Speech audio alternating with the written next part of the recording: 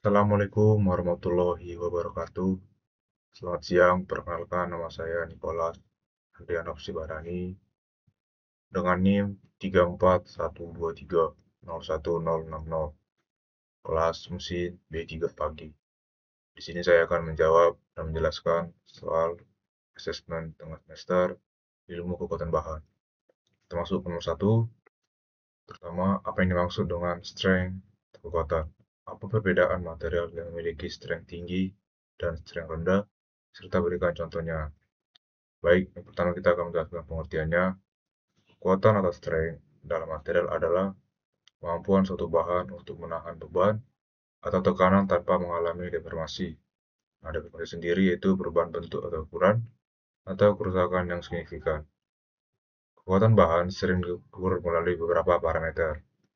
Pertama itu kekuatan tarik atau tensile strength. Itu untuk menentukan beban maksimum yang dapat ditahan oleh suatu bahan sebelum patah atau retak saat ditarik.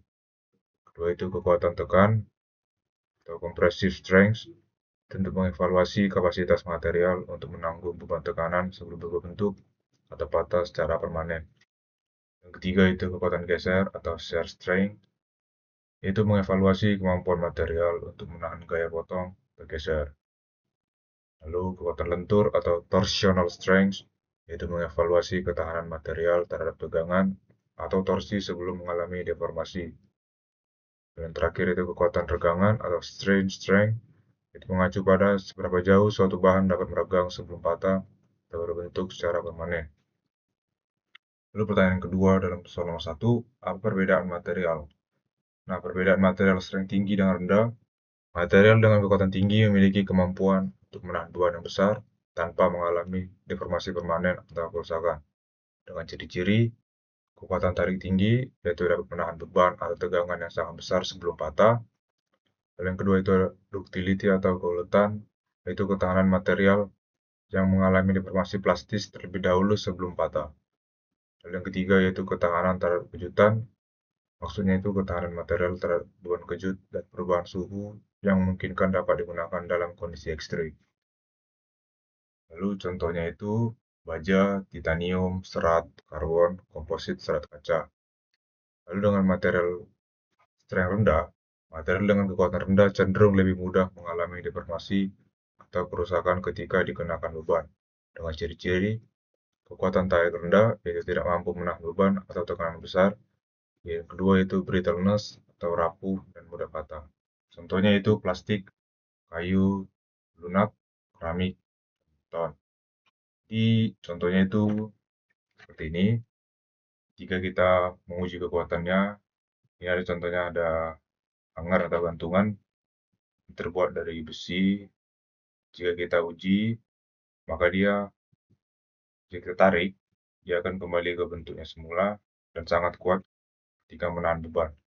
Maka dapat disimpulkan dalam penerapannya mengapa banyak gantungan baju memakai besi dibandingkan plastik karena kekuatan bebannya dibuat daripada kekuatan tahan dari plastik. Lalu soal nomor 2 itu apa ini maksud dengan stres atau tegangan dan bagaimana cara menghitung stres yang diterima material. Baik, stres atau tegangan yaitu gaya dalam menahan gaya luar yang bekerja pada suatu benda persatuan luas penampang benda. Nah, dengan rumusnya itu sigma sama dengan gaya dibagi luas penampang. Dengan keterangan sigma itu tegangan dengan satuan Pascal atau Newton meter kuadrat. F yaitu gaya dengan satuan Newton, A itu luas penampang benda dengan satuan meter kuadrat. Dengan contoh soal di sini diberikan, misalkan sebuah kawat dengan diameter 2 meter dengan diameter 2 cm ditarik dengan gaya sebesar 200 Newton. Tentukan tegangan kawat. Maka kita menjawab, pertama kita harus mengetahui dulu apa yang sudah diketahui diberikan. Diameternya 2 cm, kita ubah ke meter dengan konversi meter menjadi 0,02 meter dan gaya 200 Newton. Nah, untuk menghitungnya kita cari dulu luas penampang. Nah, luas penampangnya di sini adalah sebuah kawat dengan diameter. maka kita dapat simpulkan bahwa penampangnya itu memiliki bentuk lingkaran. Maka kita buat rumus luas lingkaran dengan rumus luas lingkaran yaitu 1/4 pi d kuadrat jika diketahui diameter. Jika diketahui jari-jari maka kita pakai rumus pi r kuadrat. Nah, kita masukkan rumus 1/4 3,14 dikali 0,02 pangkat 2. Nah, kita pakai 3,14 karena diameter atau jari-jarinya itu tidak kelipatan 7. Jika kelipatan 7 maka kita pakai 22/7. Kita masuk ke selanjutnya yaitu 1/4 kali 3,14 dikali 0,0004 dan hasilnya yaitu 0,000314 meter kuadrat. Setelah kita dapat luas penampangnya, maka kita dapat menghitung tegangannya dengan rumus sigma sama dengan F per A. Maka gayanya itu sebesar 200 dibagi luas penampang 0,00314, maka kita dapat tegangannya sebesar 636.942,675 Nm kuadrat atau Pascal. Lalu soal nomor 3 yaitu apa yang dimaksud dengan strain atau tegangan dan bagaimana cara menghitung strain yang diterima material. Nah, tegangan itu yaitu ukuran perubahan relatif ukuran atau bentuk suatu benda yang mengalami tegangan atau seberapa besar deformasi yang dialami oleh material akibat gaya yang diterapkan padanya. Nah, secara matematis, tegangan itu perbandingan antara pertambahan panjang suatu benda dengan panjang awal benda tersebut. Lalu rumusnya itu epsilon sama dengan delta L per L0. Epsilon itu tegangan, delta L itu pertemuan panjang dalam satuan meter, L0 itu panjang awal. Nah, untuk tegangan, untuk satuannya itu menyesuaikan dengan yang ditanya. Kita ambil contoh, sebuah kawat logam dengan diameter 2,5 mm dan panjang 2 meter mengalami perubahan panjang sebesar 0,3 mm ketika diberi gaya. Tentukan tegangan kawat. Nah, kita jawab sama seperti cara menghitung tegangan tadi. Pertama kita harus mengetahui dulu apa yang telah diberikan. Yang pertama kita tahu ada diameter itu 2,5 meter dan panjangnya itu panjang awal yaitu sepanjang 2 meter. Nah, kita konversi menjadi milimeter menyesuaikan dengan perubahan panjangnya.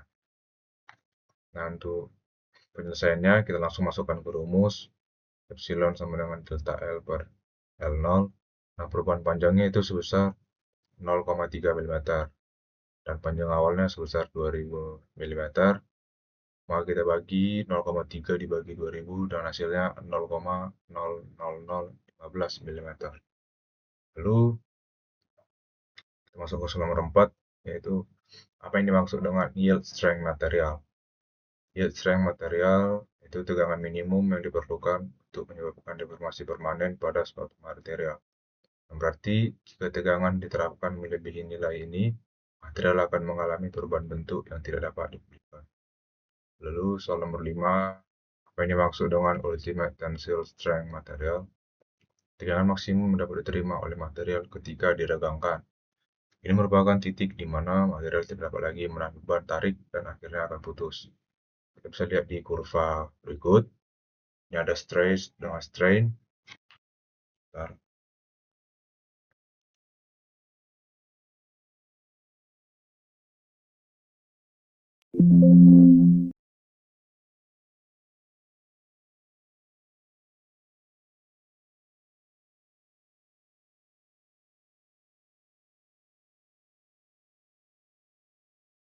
Oke.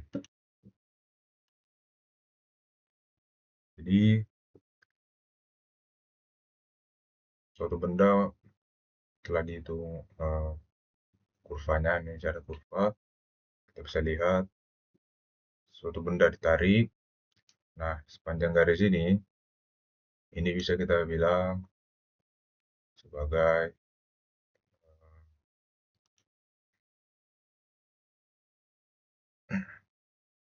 elastis strain. Jadi benda ini masih bisa kembali ke bentuk semula ketika kita tarik atau kita regangkan. Nah, ketika dia sudah mengalami elastis strain, di titik ini dia akan mengalami yang namanya yield strain. Itu kondisi di mana suatu benda akan berubah keadaan dari elastis menjadi plastis. Nah, ketika kita tarik lagi, maka dia akan masuk ke area plastic strain. Nah, plastic strain ini dia tidak dapat kembali ke titik bentuk semula, yang artinya dia akan mengalami deformasi permanen. Sedangkan tadi elastic strain, dia hanya mengalami deformasi sementara. Di sini deformasi sementara, ini deformasi permanen. Jika kita masuk ke ultimate tensile strain, nah disinilah dia titik puncak suatu benda dapat menahan tarikan atau tekanan. Jika dia sudah mencapai titik tersebut, dia akan patah atau mengalami deformasi permanen. Oke, baik. Di slide terakhir, nomor 6, kan sebuah gambar itu dua buah kabel baja A, B, dan BC menopang sebuah lampu dengan berat XXLB. Kabel AB berada pada sudut alfa 34 derajat terhadap horizontal, sementara kabel BC berada pada sudut beta 48 derajat. Kedua kabel tersebut memiliki diameter 30 mm. Menentukan tensil tegangan tarik pada kabel AB dan BC. Nah, X tadi adalah dua angka terakhir NIM. Nah, NIM saya dua angka terakhir 60, maka beratnya 60 lb. Tujuh pengerjaan, gaya berat lampu, lalu ada persamaan kesetimbangan, dan kita mencari nilai tegangan. Maka kita jawab, yang A itu kita gaya beratnya, nah, berat lampunya sudah diberikan yaitu 60 lb, maka kita dapat gunakan karena mengacu pada gaya gravitasi. Maka beratnya yaitu 60 lb. Kedua, kesetimbangan itu menyusun persamaan kesetimbangan statik. Karena lampu berada dalam keadaan statis, kita dapat menggunakan persamaan kesetimbangan gaya pada kedua sumbu X dan Y. Gaya tegangan pada kabel AB itu TAB, yang itu sudah alfa 34 derajat terhadap horizontal, sehingga komponen gaya TAB di sumbu X dan Y, TAB cos alfa, dan secara horizontal, secara vertikalnya itu TAB sin alfa. Lalu komponen gaya pada kabel BC, tegangannya itu diberi nama TBC.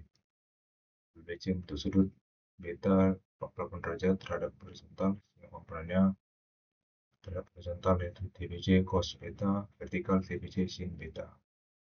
Dengan persamaan kesetimbangan sigma fx sama dengan 0 dan sigma fy sama dengan 0. Maka di sumbu x, TAB cos alpha sama dengan TBC cos beta. Di sumbu y tadi, TAB sin alpha tambah TBC sin beta sama dengan W. Dan W tadi adalah gaya lampu itu sebesar 60. Kita masukkan ke rumus. Dari persamaan gaya pada sumbu X adalah menyatakan TAB dalam bentuk TBC. TAB sama dengan TBC dikali cos beta per cos alpha. Kita substitusikan dalam persamaan, maka TBC kali cos beta per cos alpha kali sin alpha tambah TBC sin beta sama dengan W. Maka kita faktorkan lagi menjadi TBC dalam kurung cos beta per cos alpha sin alpha tambah sin beta sama dengan W. Nah, sekarang saya menghitung jadi bentuk pecahan di mana TBC sama dengan W per cos beta per cos alpha dikali sin alpha tambah sin beta. Kita substitusikan nilainya, maka TBC sama dengan 60 per cos 48 derajat per cos 34 dikali sin 34 ditambah sin 48 derajat. Dengan nilai trigonometri diberikan tersebut berikut: cos 34 yaitu 0,89, cos 48 0,69, sin 34 0,9, sin 48 0,73. Kita substitusikan menjadi TBC sama dengan 60 per 0,669 per 0,809 dikali 0,599 tambah 0,3. Berikan sebagai berikut. Sederhanakan lagi, hasilnya itu TBC sebesar 50,34 lb. Sekarang kita dapat TAB, TAB sama dengan TBC, cos beta per cos alpha dapat itu sebesar, di sini tadi ada 40,6 lb. Dan tariknya yaitu sigma P per A. P adalah gaya tarik, A luas penampang. Diameternya tadi 30 mils, kita cari dengan luas penampangnya lingkaran, dan diketahui jari-jari kita pakai rumus A pi R kuadrat. Tadi diameter 30, maka jari-jari 15. Kalau kita cari di sini A sama dengan pi kali 0,015 kuadrat, hasilnya 0,00070686 inci kuadrat. Dengan tarik pada kabel AB yaitu TAB per A itu 40,6 dibagi 0,00070686, hasilnya 57.500 PSI. Sedangkan tarik pada kabel BC yaitu TBC per A 50,34 bagi 0,00070686, hasilnya 71.300. Maka tegangan pada kabel A yaitu sebesar 57.500 PSI, dengan tarik BC 1.300 PSI. Baik, sekian penjelasan soal-soal asesmen tengah semester ilmu tambahan. Semoga mengerti. Sekian. Assalamualaikum warahmatullahi wabarakatuh.